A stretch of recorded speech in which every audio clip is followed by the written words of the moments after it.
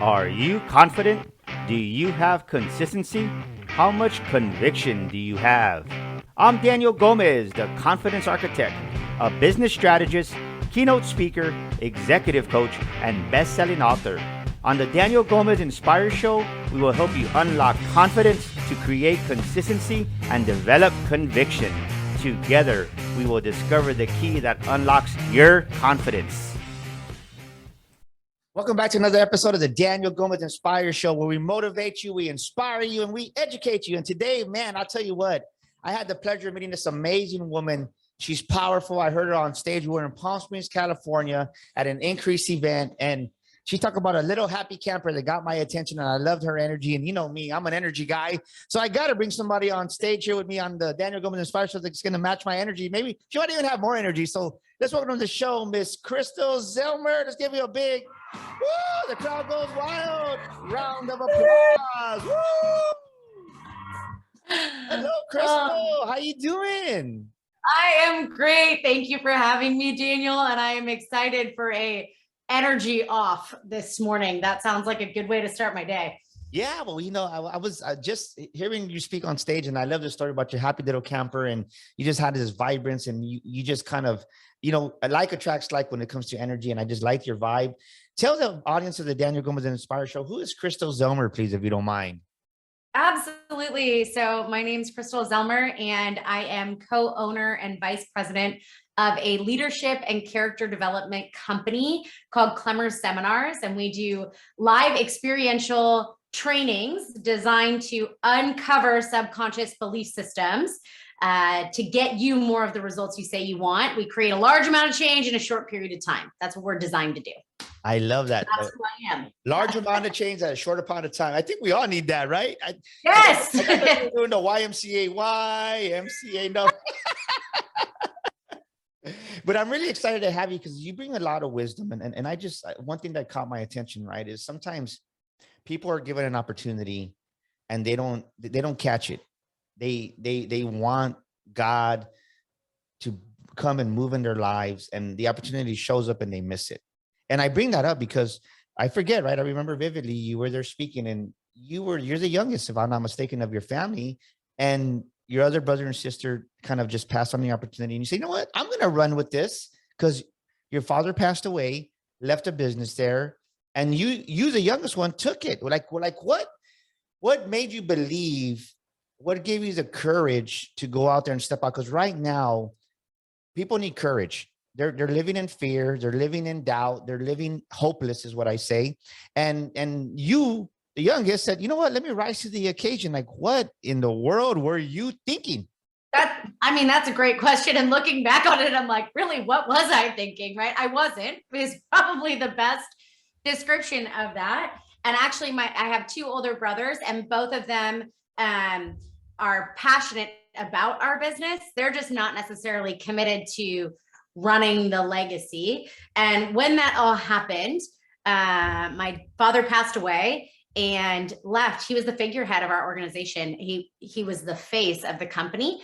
And when he passed, my mom, bless her heart, she seriously is the reason we're still in business, because she held it long enough to pass it. And then one of my favorite quotes is, sometimes all it takes to do something is to not know you can't do it. And myself and my now co-owner of the company, she had been with the company for over a decade at the time of my father's passing. What we knew, our clear intention, if you will, is that the legacy couldn't die. And we knew that with every fiber of our being. How we were going to do it, we had no clue. What we were going to do next, we had no clue. How we were going to get to restructure, no idea. And it became a faith journey. And I remember so foolishly, right? We're being handed this legacy, this huge company, turning to her, and she's talking about, okay, how do I refinance my home? I didn't even own a home at the time. I was 25, I'm like a little kid. And I was like, well, I have perfect credit, so I'll just open every credit card that they'll let me open. Just kind of silly stuff. And I think my father used to always say, when the intention is clear, the mechanism will appear. And in my belief system, God blesses the willing. And we were totally unsure of what we were going to do. We just knew what we were going to do. Didn't know how we were going to do it. We just knew we were going to get there. And to me, that's what it really takes at the end of the day, is being so unreasonably committed that you're willing to take the risks. You're willing to pay the prices. You're willing to go all the way to the finish line. And really, we've been blessed beyond measure with the different opportunities and the legacy that we get to live in. And I just know that at the end of the day, we're committed to our 500-year plan. That's what he left us, and that's what we're committed to.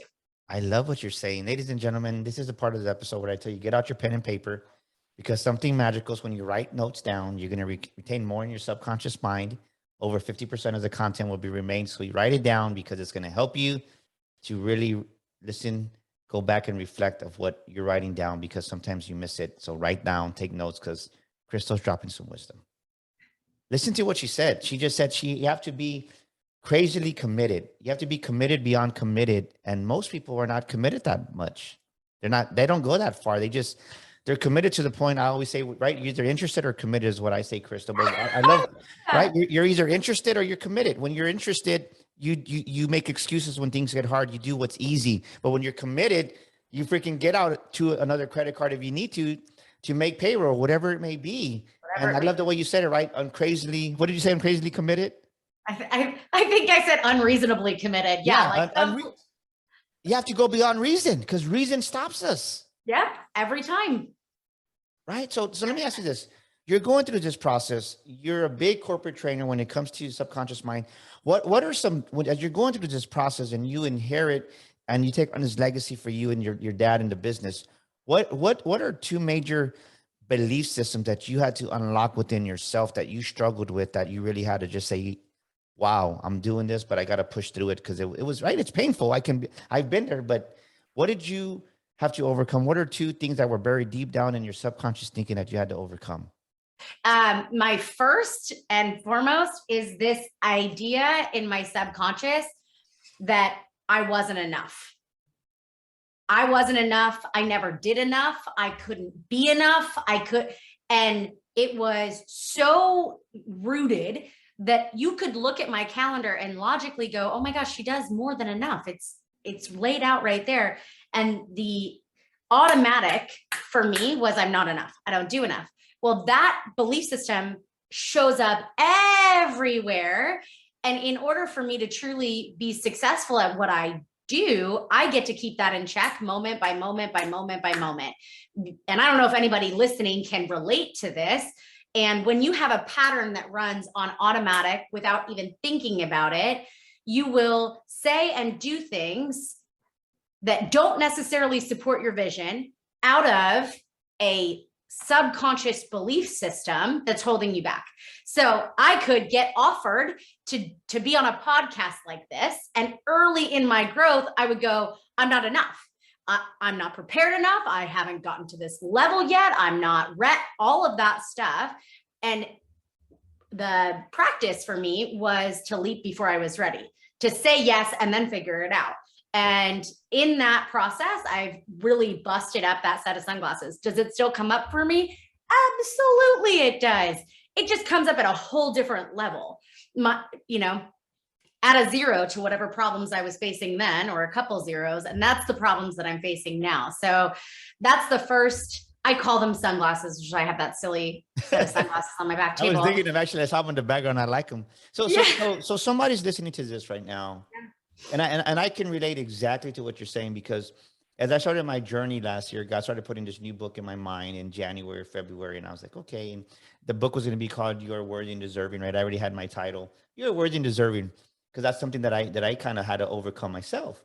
But then as God started saying, no, that's not the title of the book. That's part of the book, but it's not the book title. And then when I started writing this book about being a millionaire, that came up. You know what came up? I said, I'm not smart enough.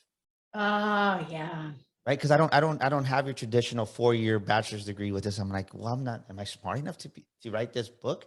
And I struggled with it. Like, this was like almost a year ago, last May. And I remember going and parking there, and I listened to a podcast, and I can't think of who it was, but it says, somebody needs to hear this. You're smart enough. And I just like teared up in the parking lot crying by myself because I knew that it was a message from God. So what did you do? Give us some action steps if you don't mind that. What did you do to break through this? Because this is a personal challenge that you had to go through to really break through being enough. What are 2 or 3 action steps that you took to break through this first one that we're talking about? Do it anyway.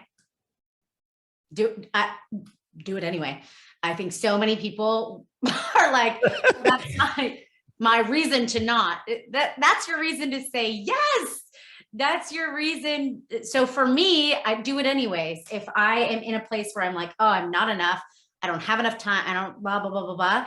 Generally speaking, that's my time to say yes and figure it out. Because in figuring it out, because I said yes, and I'm a person of my word, I build muscle in that proves I have a new track record against the old belief system. So do it anyways is the first thing. And for any of you out there who are listening and you're like, but I don't feel like it.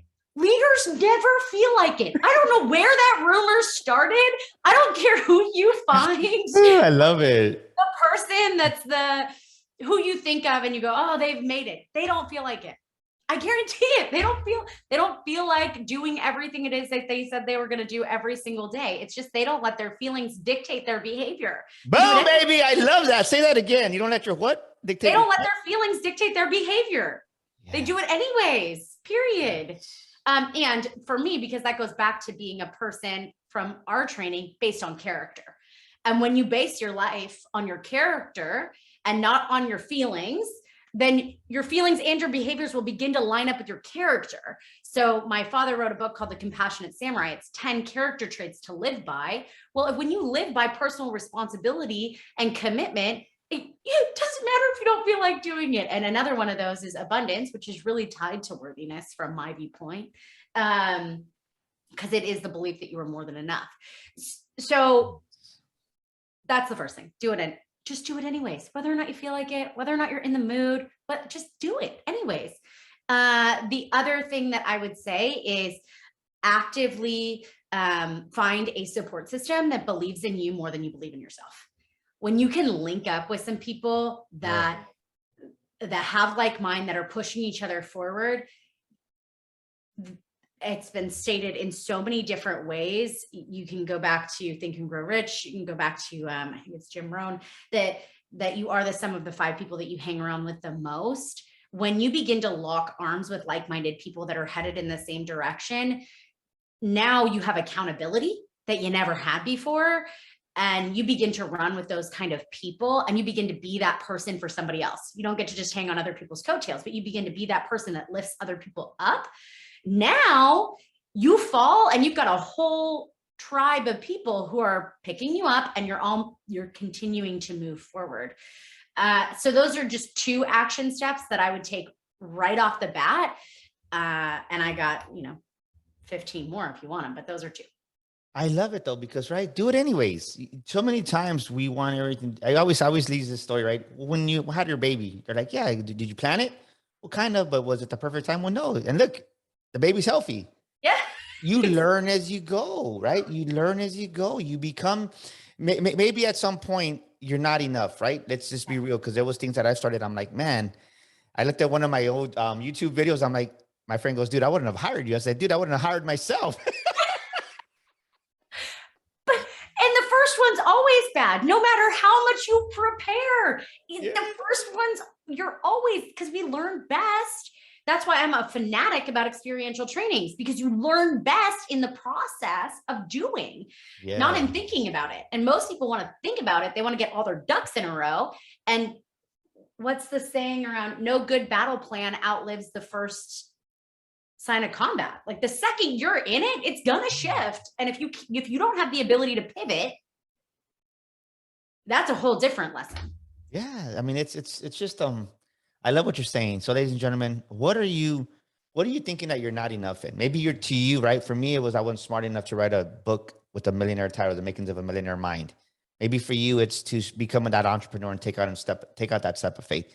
Maybe for you, it's like, right, you're not good enough to be a fitness trainer because you want to train and help people, make whatever it is, do it anyways. The answers come. What was that quote your dad that you have that your dad said? About the intentions show up. When the intention is clear, the mechanism will appear. Yeah, when the intention is clear, the mechanism will appear. You people expect you to stay on the sidelines and things to show up. It doesn't work that way. You got to get your butt off the sideline, get yourself in the playing field, and then I would have never met Krystal. I wouldn't have gotten into the playing field. Think about it. Yes. But so many of us, we expect things to come our way. I have a saying, right? God blesses a moving target. Yes. And even though we're not moving in the right direction, he's going to bless with somebody. Hey, you're going the wrong way, but come on this way, right? Krystal's over here. Daniel's over here, right? And this is over here. And you just never know. Yeah. So I love what we're talking about. What was the next thing that you did that you had to overcome, or the next action step? I'm sorry. Oh no, the next It was do it anyways. system. Yeah, it was do it anyway, and then get an accountability group. Yes. So that is huge, right? I think what you were saying was by osmosis, right? When you hang out with somebody and you start talking like them. I seen this in my trainer. I hired a trainer. I came back from Miami last year, and I was depressed, Krystal, right before I met you.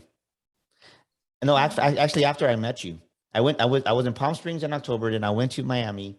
We were on this yacht, and there was some beautiful homes out there. So you know what? I'm gonna buy me a house like that.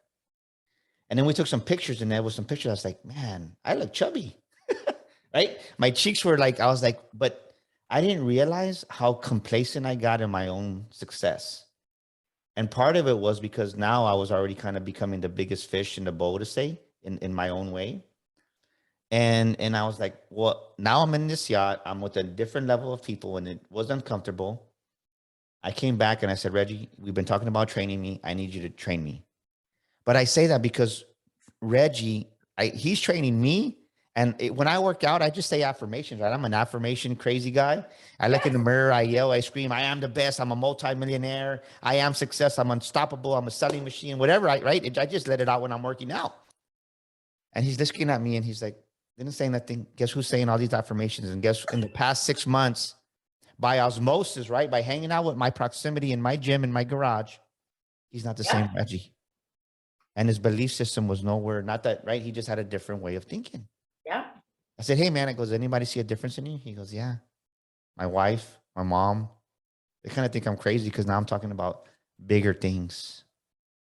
So what's the first thing that you saw that shifted in you when you started putting yourself in a different proximity? That what was the transformation in you when you were having people, right? I love what you said. Listen to write this down, ladies and gentlemen. Krystal said this: when you don't believe in yourself, put yourself in an environment and network where people believe in you. Yeah.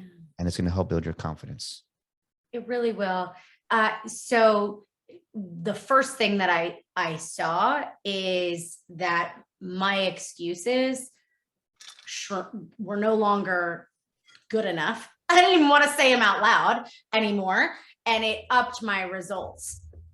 Period. Point blank. I got around people who believed in me. Kimberly Zink, she's the co-owner of our company, me and her. And this woman believes in people fiercely. Every person she's ever met, I know, she just believes in people. And she had belief in me that when I didn't believe in myself, I was able to borrow her faith in what I was capable of. And I can tell you thing after thing after thing after thing after thing that I would look at her and go, I don't think and she was like, you absolutely can. Let's go. And I do the same thing for her. And it has shifted the level of results that I create because of the person I'm around. Wow. I love that. It's amazing when you put yourself in that new. Let me ask you this: when you put yourself in that new environment, what was the hardest? Because this is the truth I want to talk about. Sometimes we don't want to let go of those old associations. We don't want to let go of that old environment. What was that? What was that you had to fight within yourself to let go of? Because for me, it was just really right. Like when I was younger, I used to love to be on a bike and ride my Harley all the time. And I had to let go of that because it wasn't going to serve me in my new career, right? Not that and really, I don't even ride that much. I was thinking about selling my motorcycle, but I had to let go of my old life because your new life's going to cost your old one. Yep. What's the one thing you had to let go of? Because I think somebody's struggling to let go of some people, some situations, and it's holding them back right now. Yeah. So for me, it was, in all honesty, I was the life of the party. And people wanted that good time girl to hang out with, right? And I got fed based on that. That's where I got my value. That's where my people liked me. People appreciated me. I got accolades or whatever for what that looked like. I got to let go of that and begin getting fed for the fact that I was a mover and a shaker or a difference maker, or my belief in people, which was a whole different type of attention than I was used to when I was younger. And letting that go without a knowingness that it's coming is a heck of a transition, regardless of how your soul gets fed. For some people, it's in nurturing other people or taking care of, or, martyring yourself for other people. Some people it's knowing everything and being the wise one. Well, when you're no longer the biggest fish in your pond, you don't know everything. That challenges a deep need. And to let that go, really, there is a rebirth of who you want to be that happens. And it's easy to become like a crab in the bucket.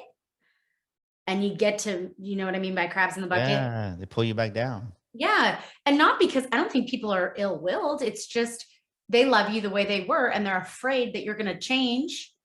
So to combat that, how do I, as a Christ follower, love people regardless of where they're at, regardless of what bucket they're in? Love them, because it's not that me growing and choosing a different immediate 5 people is going to have me love them any less. Yeah. I'm still going to love them. I'm still going to be in relationship with them. I'm just no longer going to allow them to dictate the quality of my life.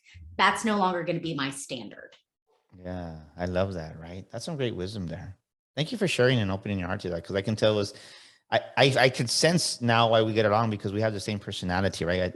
Whether you call it the sapphire or you call it the expressive personality, it's that you're right. Our reward is through recognition and appreciation is what that is.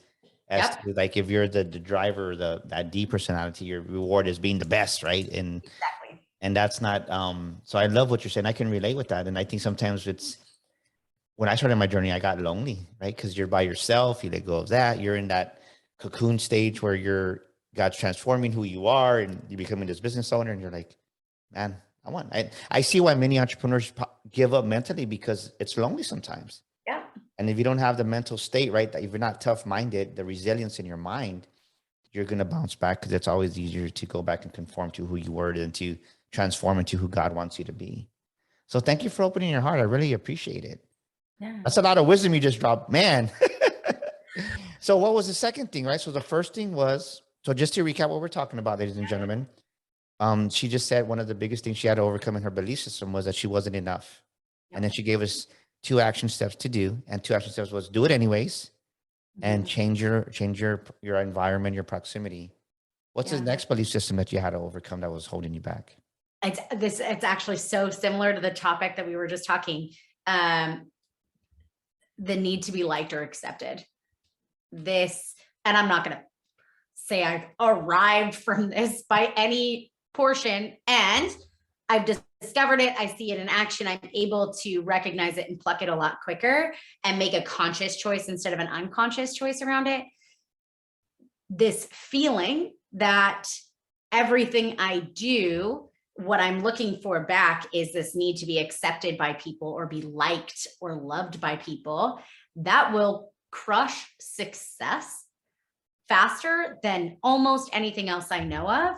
And it did for me, because I wouldn't make moves because I was more committed to being liked than I was to the actual success. I was more committed to people accepting me than I was to taking the risk. I was more, and when I get to be in a conscious choice around, oh my gosh, am I not taking action because I'm more concerned what other people are going to think about me? Yeah. That's a whole different ball game to be playing in. So the wrestle in the last 11 years for me has been, what am I most committed to at the end of the day? And every time that those feelings or emotions pop up, they surface, and I get to make some really conscious choices around everything I do is rooted in that. And am I going to be willing to take the heat? So let me Have ask you thicker. this. I love what we're talking about because I'm going through this, I think, right now. I was having a session with my coach because I believe no matter how good you are, right? Not that I'm saying I'm the greatest, but right, every coach needs a coach. So I was talking to my coach and she says, you know what? What if you weren't meant to fit in? What if you weren't meant to go the same route as other speakers? If you weren't meant to go the same route as other podcasters, you weren't meant to fit in. What if God deliberately put a little extra notch around something and it just keeps you from entering? So I never saw it like that. And I think that's the best advice she gave me 2 months ago, because now as you start to grow and as God starts to ascend you, right? As God starts to ascend you, these other emotions come in. People, I think that's the biggest mistake. As you fly higher, well, there's more things that come up that you got to be aware of, because if not, you self-sabotage yourself. And people say, oh, I already forgave this person. I already forgo. Yeah, but there's always deeper. And that's where people mess up. Yeah. And I found myself that when she told me that, I was like, that makes a lot of sense. And it gave me peace, because if everybody's loving this, well, they might not love this, but I look at everything and I'm like, God's still blessing me because I'm doing what he wants me to do. Yep. How have you seen that true in your life?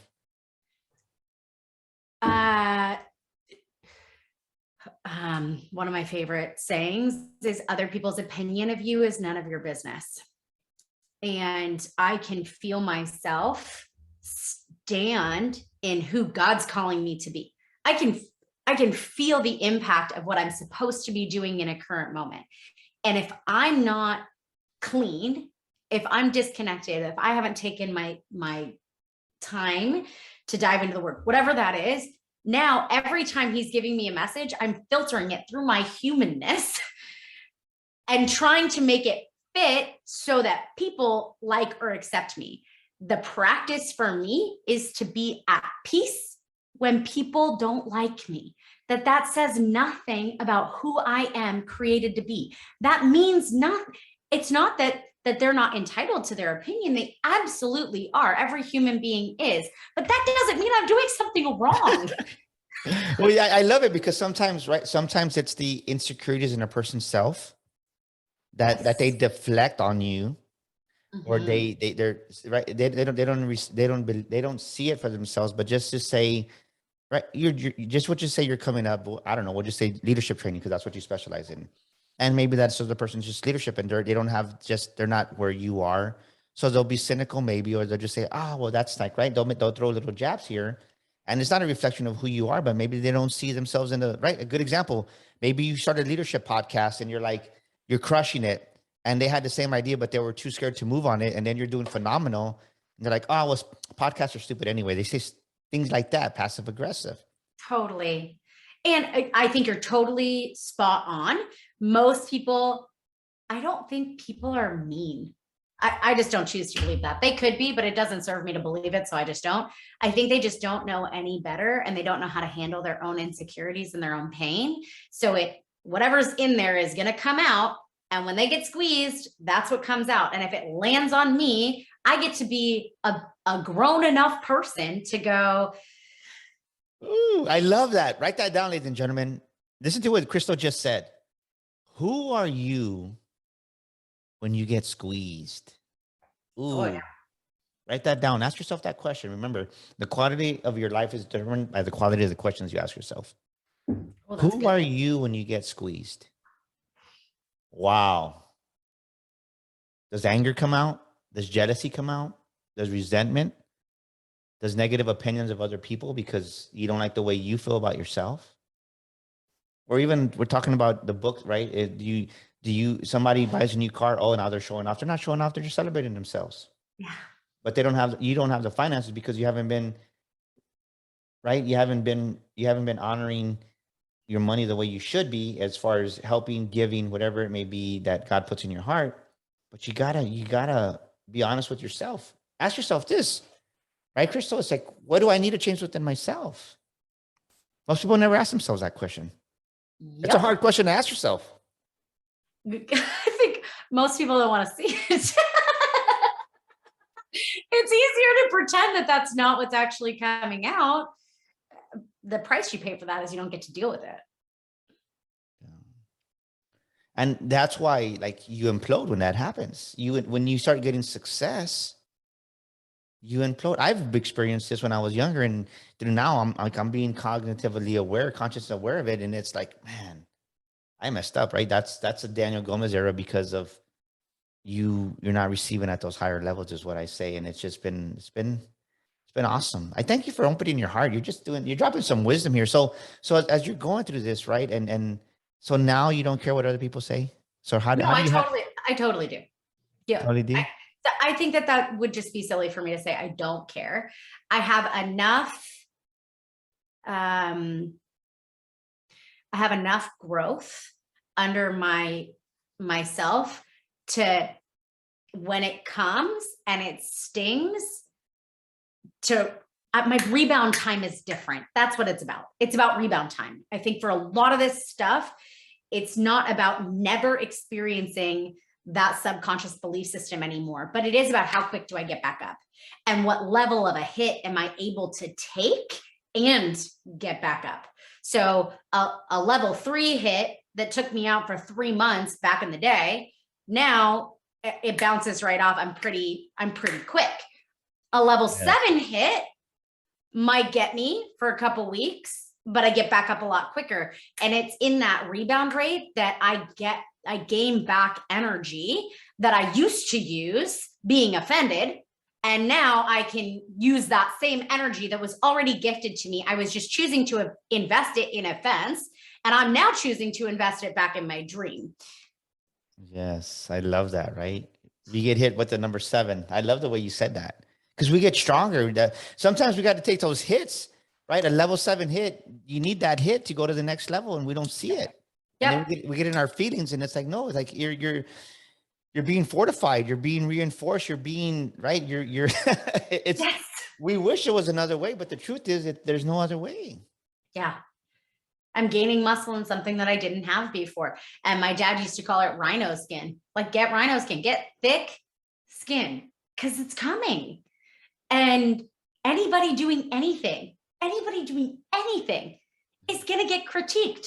And the bigger you get, the more critique is coming. Well, you know what? I want to talk about this because you have a different perspective. You're well educated, and because you're saying this, right? And I'm a big believer. I heard this from I heard this from Mother Teresa back in the day.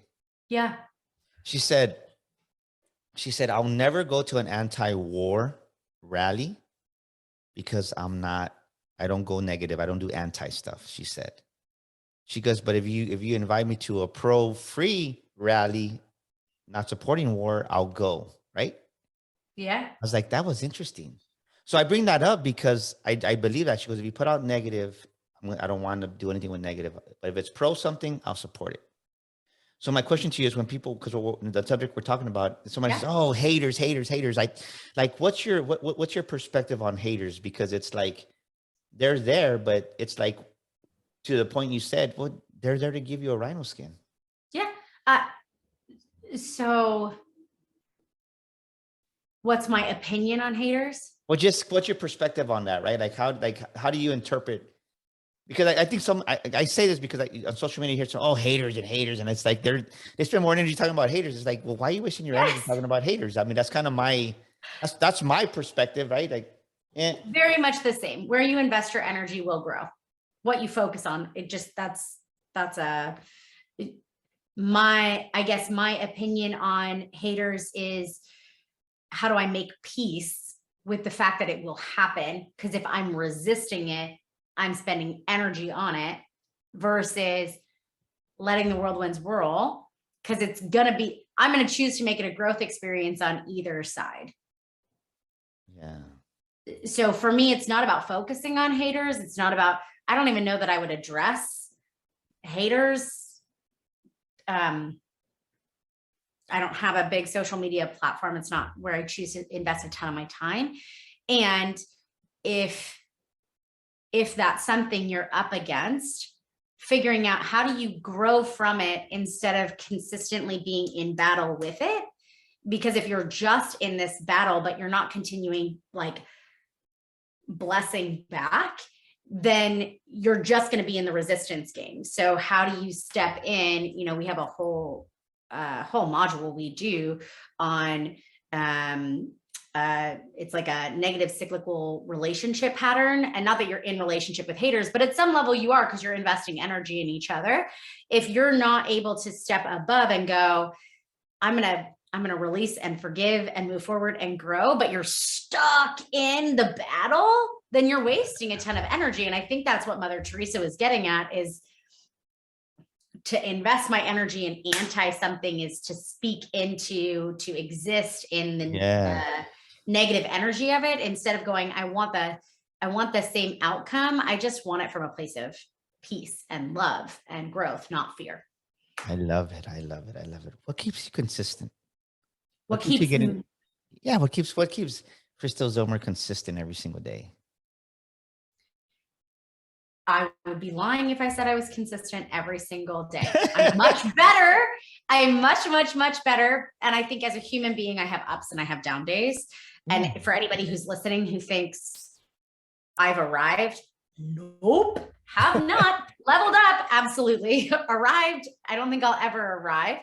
And I'm always going to be better than I was yesterday. That's my commitment. What keeps me consistent? Honestly, people count on me. I have created a position for myself in my own life where there are high expectations. And I heard earlier this year, pressure is a privilege. And I think a lot of people avoid pressure at this point in society. And I think pressure is a privilege. That pressure cooker that you design in your own life creates great growth. And when my husband counts on me for things, when my children count on me for things, they have a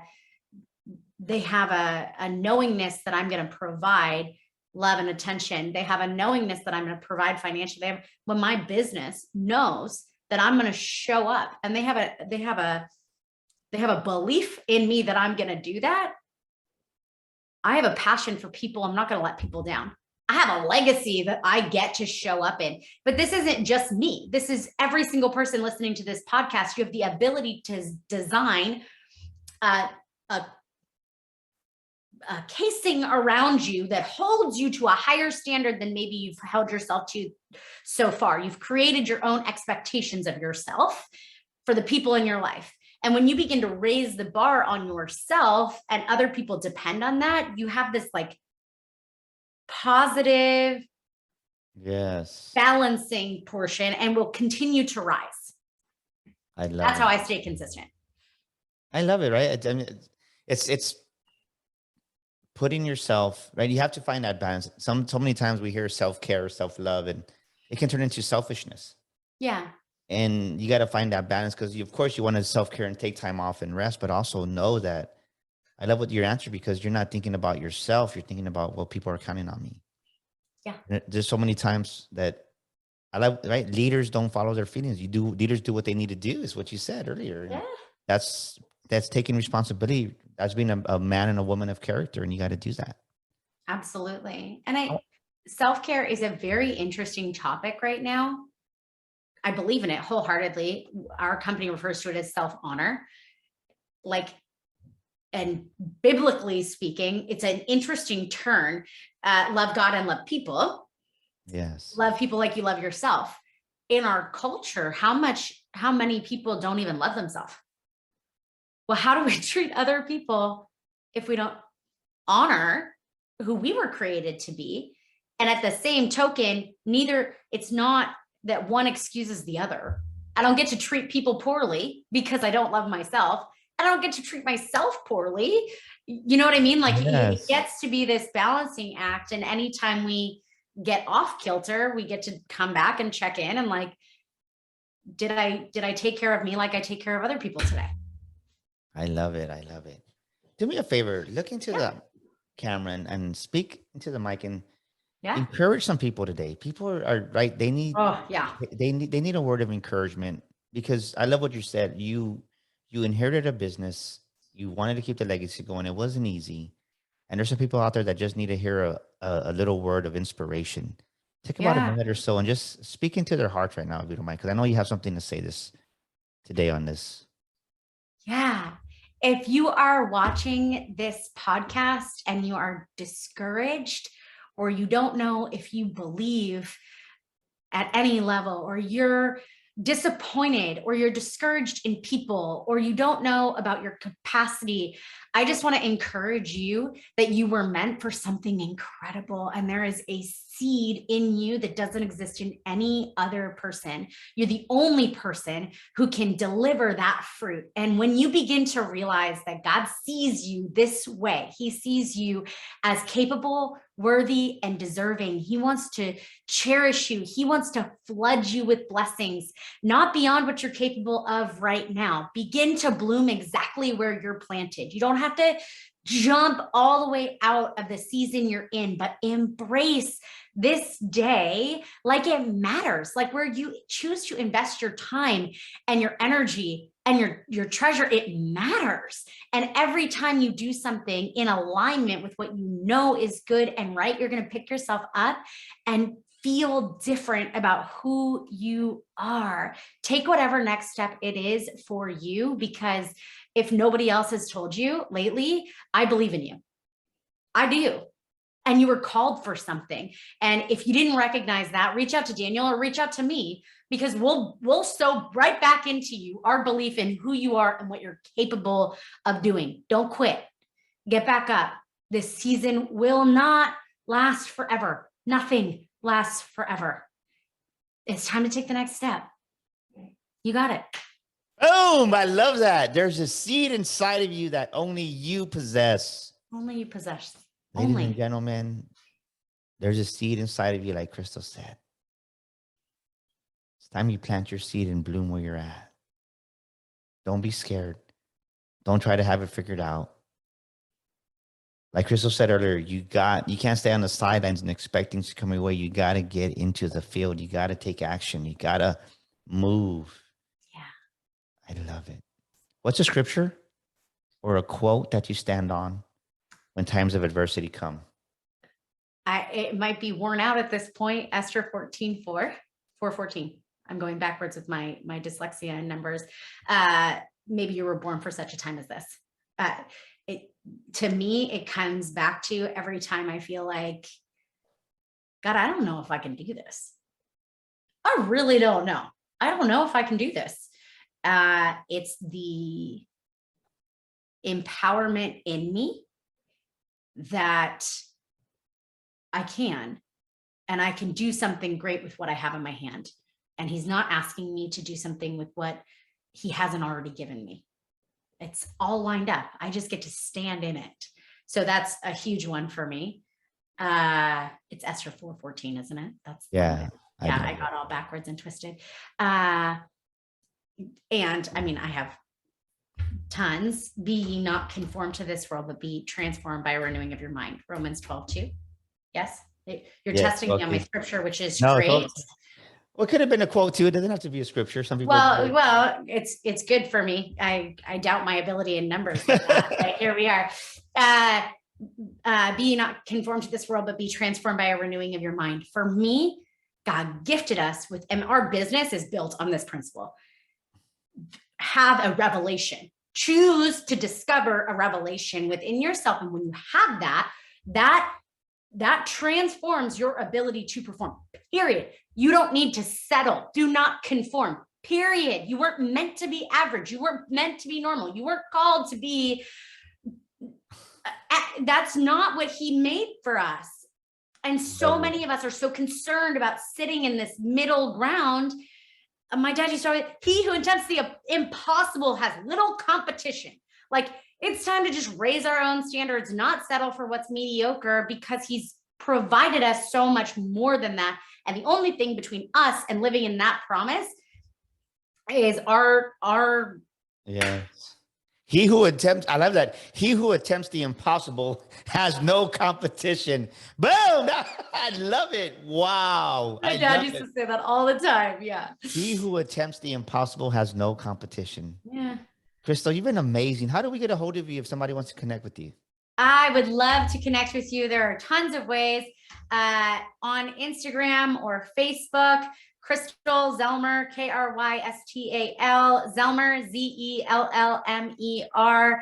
Also follow us, Clemmer Seminars at Clemmer, Klemmer Seminars on Facebook, Instagram, YouTube. You can find us, and honestly, email me, krystal@clemmer.com. I would be honored to support you in whatever your goal, your dream, your next step is.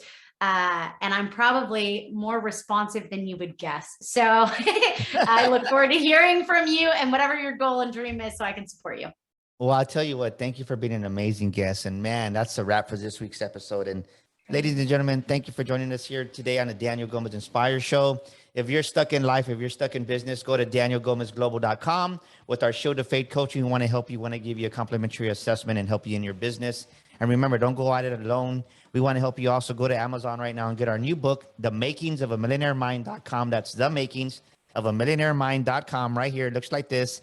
And get your copy because it's going to elevate your thinking. And maybe you're like, Daniel, I don't want to be a millionaire. Well, guess what? If your revenue grows up 100,000, then I bless you with the book. But follow. Oh man, I could go. What if you don't want to be a millionaire? That's a pretty selfish approach. There's a lot of people that could use your finance. Totally. Yes. We'll see you next week on the Daniel Gomez Inspire Show. Woo! This is Daniel Gomez, and thank you so much for tuning into our show today. We'd love your feedback. Please drop us a comment, and thank you for leaving us a review. Don't forget to subscribe to our show and share this episode with a friend. And my free gift for listening to our show today is a copy of my best-selling book, You Were Born to Fly. To get your free copy, go to danielgomezinspires.com and get your copy today. That's danielgomezinspires.com. And to elevate your life and business even more, follow me on social media at Daniel Gomez Inspires on Facebook, Instagram, Twitter, and YouTube.